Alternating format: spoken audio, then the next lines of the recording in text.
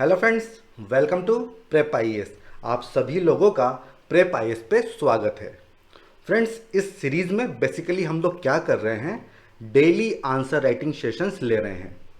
और सिस्टम कुछ इस तरह से है कि डेली एट 11 AM हम लोग 2 क्वेश्चंस पोस्ट कर रहे हैं हमारे यूट्यूब कम्युनिटी पे और हमारे टेलीग्राम चैनल पे। और आपसे उम्मीद करते हैं, आपसे एक्सपेक्ट करते हैं कि आप उन दोनों क्वेश्चंस को अटेम्प्ट करेंगे और फिर 9 PM पे उन दोनों क्वेश्चंस का डिस्कशन हम लोग यहाँ पे कर रहे हैं।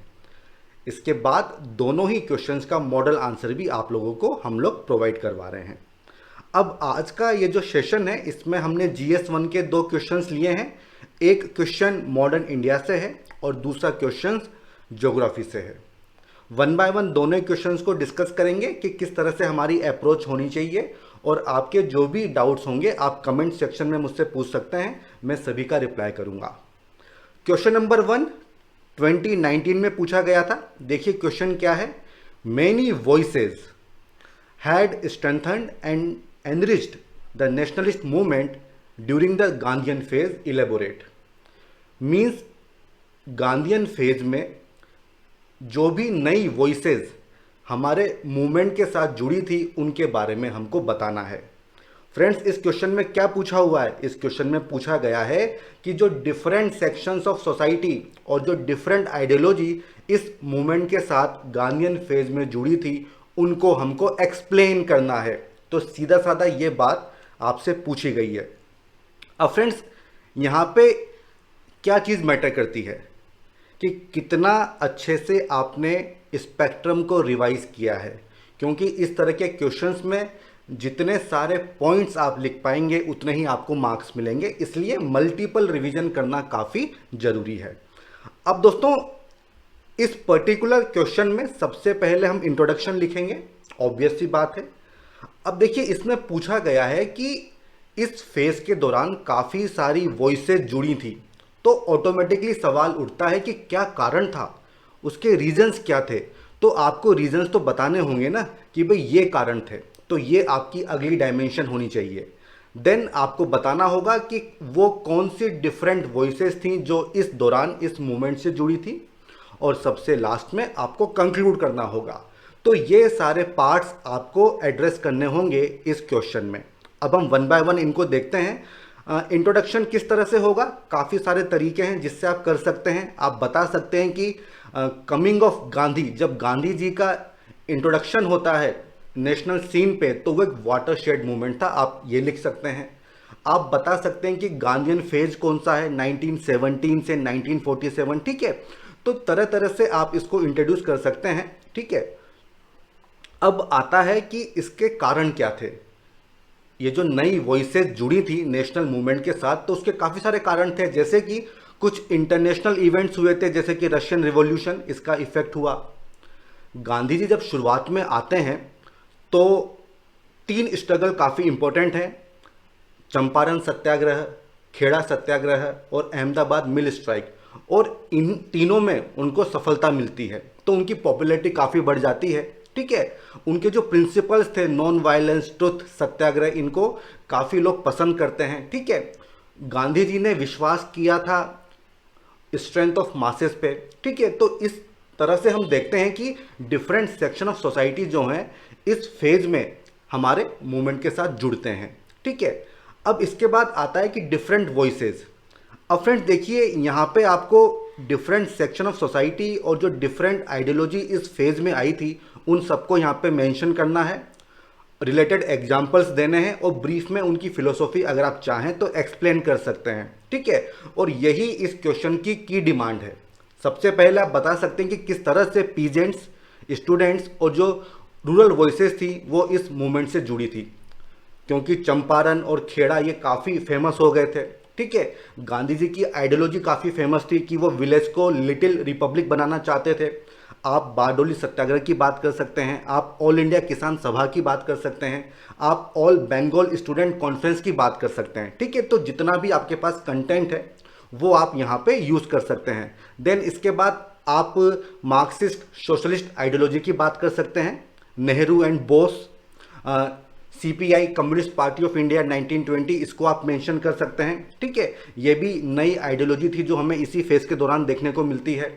Then revolutionary voices, Surya Sen हमने पढ़ा था, भगत सिंह, बिस्मिल, आज़ाद, उनकी अपनी आइडियोलॉजी थी, तो वो आप यहाँ पे मेंशन कर सकते हैं। इसके बाद स्वराजिस्ट, जो स्वराजिस्ट लोग थे वो एक अल्टरनेटिव उन्होंने प्रोवाइड किया था, जबकि जो नो चेंजर्स थे उनका फोकस था कंस्ट्रक्टिव प्रोग्राम के ऊपर, Hindu Muslim unity, removal of untouchability. ठीक है, इसको आप मेंशन कर सकते हैं। देन आप बता सकते हैं इंडियन वर्किंग क्लास, जो वर्कर्स थे, आप बात कर सकते हैं अहमदाबाद मिल स्ट्राइक की, all India trade union Congress की। ठीक है, तो जितने एग्जाम्पल्स आप देंगे उतना ही फायदा आपको मिलेगा आपके मार्क्स में। देन आप बात कर सकते हैं वुमेन्स वॉइस की, काफ़ी सारे एग्जाम्पल्स हैं, जैसे कि Sarojini Naidu, Annie Besant, Usha Mehta, madam कामा। ठीक है, तो ये सब एग्जाम्पल्स आप यहाँ पे दे सकते हो। देन आप बात कर सकते हो खिलाफत मूवमेंट की, और ये क्यों इंपॉर्टेंट है, क्योंकि इससे हिंदू मुस्लिम यूनिटी काफ़ी बड़ी थी और हमने देखा था कि मुस्लिम लोगों का पार्टिसिपेशन काफ़ी बड़ा था। आप बात कर सकते हो कास्ट मूवमेंट की, जस्टिस पार्टी, गांधी जी की जो all India anti untouchability league थी। ठीक है, तो इस तरह से आपको डिफरेंट डिफरेंट डायमेंशंस सोचनी होगी। ठीक है, हर डायमेंशन के आपको मार्क्स मिलेंगे। अब दोस्तों इसके बाद आप किस तरह से कंक्लूड करोगे, देखिए काफ़ी आसान है। इतने सारे डिफरेंट सेक्शंस जुड़ गए थे हमारे नेशनल मूवमेंट के साथ, और उसी का एक कारण था कि हमको आज़ादी मिली, हमको फ्रीडम मिली, तो इससे अच्छा कंक्लूजन क्या होगा। ठीक है, all these voices gave a new direction and spirit to national movement finally led to freedom in 1947।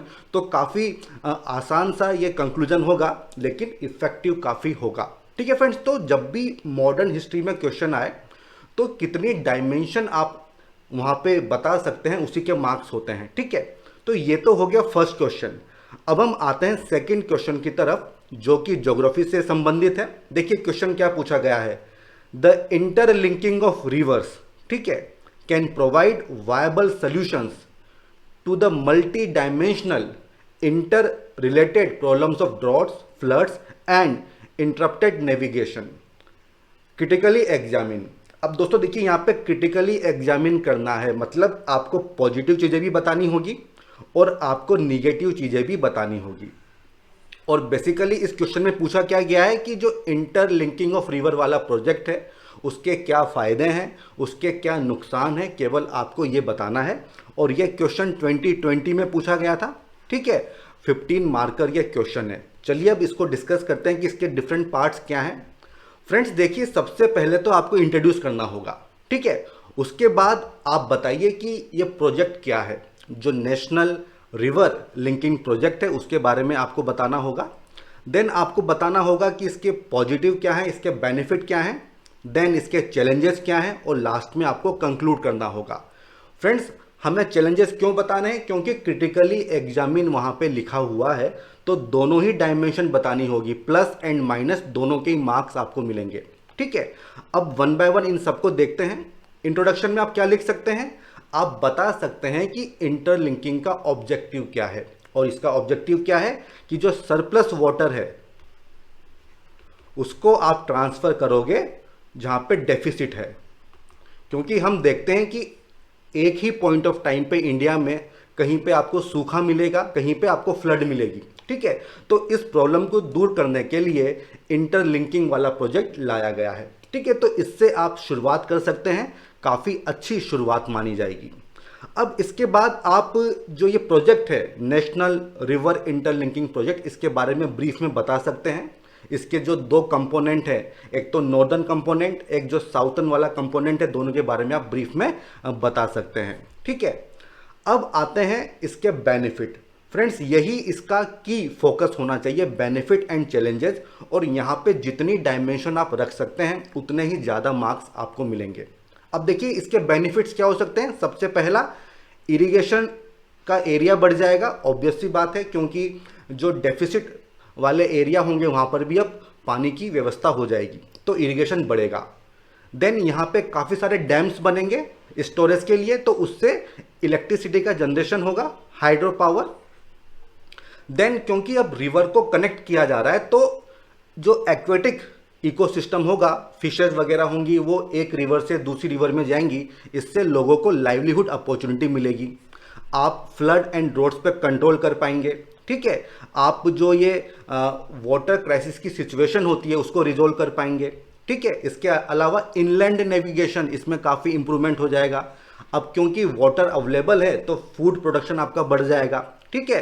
And आप बात कर सकते हैं सिक्योरिटी ऑफ कंट्री की। तो इस तरह से काफ़ी सारे पॉइंट्स हैं जो आप यहाँ पे मेंशन कर सकते हो। अब फ्रेंड्स नेक्स्ट पार्ट आता है चैलेंजेस, और जितनी डायमेंशन आप यहाँ पे लिखोगे उतना ही फायदा मिलेगा। सबसे पहली डायमेंशन क्या होगी? Ecological cost. अब फ्रेंड्स देखिए, क्योंकि अब आप रिवर्स को इंटरलिंक कर रहे हो तो उससे होगा क्या कि पहले जितना वाटर सी में फ्लो करता था अब उतना नहीं करेगा, तो इससे वाटर साइकिल पे निगेटिव इफेक्ट हो सकता है, और हो सकता है कि मॉनसून पे भी इसका नेगेटिव इफेक्ट हो, ठीक है। देन इकोनॉमिक कॉस्ट, काफ़ी ह्यूज बर्डन होगा फाइनेंशियल, लगभग 5.6 लाख करोड़ का इन्वेस्टमेंट होगा, तो ये एक फाइनेंशियल बर्डन होगा हमारे लिए। देन जो मेन रीजन दिया जा रहा है कि हम फ्लड्स को कंट्रोल करेंगे बिग डैम्स बना के, तो कुछ साइंटिस्ट जो हैं वो ऐसा कहते हैं कि ऑलरेडी हमने काफ़ी बड़े बड़े डैम्स बनाए हैं, लेकिन तब भी फ्लड की सिचुएशन आती है, तो वो लोग ये कहते हैं कि इससे फ्लड्स कंट्रोल होगी या नहीं होगी कुछ सही से नहीं कहा जा सकता है। देन एनवायरमेंटल कॉस्ट, ऑब्वियस सी बात है कि काफ़ी सारे एरिया सबमर्ज होंगे, क्योंकि जहाँ पे डेफिसिट है अब वहाँ पे पानी आएगा, तो काफ़ी सारे लैंड का सबमर्जेंस होगा, फॉरेस्ट एरिया डाइवर्स होंगे, ठीक है। इससे जो एक्वेटिक एनिमल्स हैं, जो टेरेस्ट्रियल बायोडाइवर्सिटी है, उसको नुकसान पहुंचेगा। जो डेल्टा फॉर्मेशन है उस पर निगेटिव इफेक्ट होगा, ठीक है दोस्तों। तो इस तरह के सारे तमाम जितने भी डायमेंशन होगी वो आपको यहाँ पे मेंशन करनी है। इसके अलावा लीगल कॉस्ट भी हो सकती है।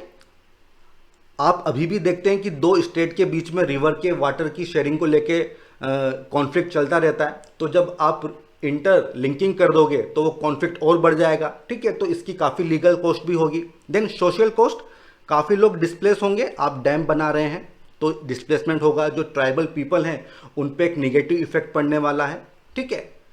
Then next one is international disputes. Friends आप जानते हैं कि जो हिमालयन रिवर्स हैं उनका ओरिजिन कुछ का इंडिया में है, कुछ का नेपाल में है, कुछ का चाइना में है, ठीक है। तो अगर आप डैम बना देंगे तो इंटरनेशनल डिस्प्यूट्स काफ़ी बढ़ जाएंगे। India versus Bangladesh, India versus Nepal, India versus China, तो ये डायमेंशन भी आपको यहाँ पे रखनी होगी, ठीक है फ्रेंड्स। तो इस तरह से आपको पॉजिटिव एंड निगेटिव दोनों ही यहाँ पे बताने होंगे, और सबसे आखिर में आपको कंक्लूड करना होगा। फ्रेंड्स देखिए, आप कंक्लूड इस तरह से कर सकते हैं, आप कह सकते हैं कि सिंस चैलेंजेस काफ़ी ज़्यादा हैं तो हमारा फोकस जो है रेन वाटर हार्वेस्टिंग पे होना चाहिए, वाटरशेड मैनेजमेंट के ऊपर होना चाहिए। आप यह भी कह सकते हैं कि ये जो इंटरलिंकिंग हो रही है इसकी नेसेसिटी और इसकी जो फीजिबिलिटी है ये केस टू केस बेसिस पे डिसाइड करनी चाहिए कि उसके कितने फ़ायदे हैं और उसके कितने नुकसान हो रहे हैं, ठीक है। तो इन दोनों तरीके से आप इसको कंक्लूड कर सकते हैं, दोनों ही सही माने जाएंगे। अब फ्रेंड्स मेरी तरफ से ये सेशन यहाँ पे ख़त्म हो गया है। आपके जो भी डाउट हो आप कमेंट सेक्शन में मुझसे पूछ सकते हैं। आई होप आपको ये सेशन पसंद आया होगा। हमारे इस वीडियो को लाइक करना न भूलें और साथ ही साथ हमारे इस चैनल को जरूर सब्सक्राइब करें, ठीक है friends. Thank you, good bye.